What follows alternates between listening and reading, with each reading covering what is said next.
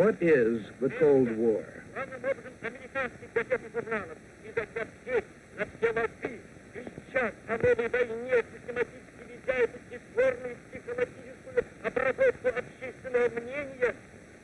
are united in detesting communist slavery.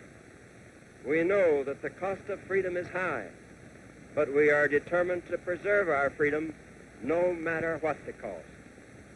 The Cold War is a conflict between the Soviet Union and the United States that has had a serious effect on the history of our time. A conflict that has separated the world into two armed camps.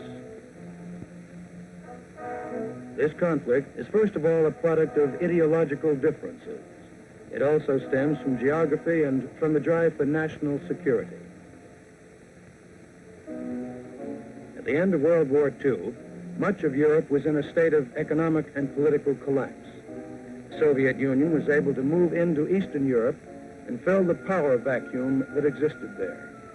Within a year, Russia was surrounded by a ring of buffer states under Soviet control.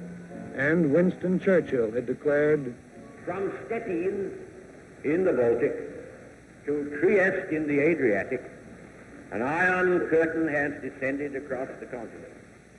Russia claimed she needed these buffer states to protect herself against possible future attack from the West. The West, however, became alarmed at this increase in Soviet power, and its opposition to Soviet expansion convinced the Russians that their wartime partners were essentially hostile. Russia reacted by increasing her efforts to dominate Eastern Europe. The West, in turn, reacted to this by opposing the Soviets even more strongly. Differing ways of life also contributed to the growing mutual suspicion and distrust. Ever since the Russian Revolution of 1917, opposing political, economic, and social concepts have divided Russia and the United States. And after World War II, the actions and reactions of both countries served to increase international tensions.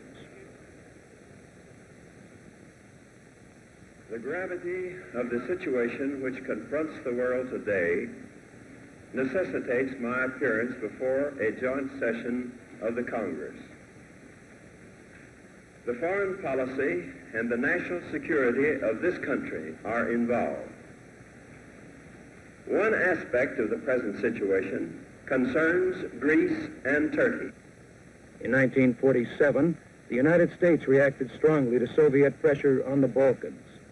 And in the spring of that year, the Congress voted military and economic aid to Greece and Turkey when it appeared that the Balkans might come under Soviet domination.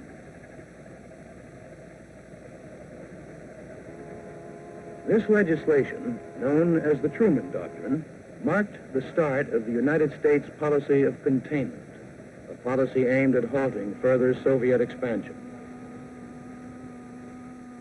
About the same time, Secretary of State George Marshall proposed a European recovery program for all of Europe, including the USSR. This program of economic aid became known as the Marshall Plan. When the Soviet Union announced its opposition to the Marshall Plan, the European Recovery Program was set up for Western Europe only. And for the next 4 years, American economic assistance flowed into non-communist Europe.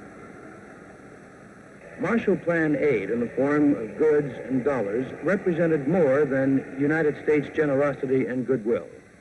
It was an expression of the fact that the United States knew there could be no effective response to communism in Western Europe until its allies became economically stable.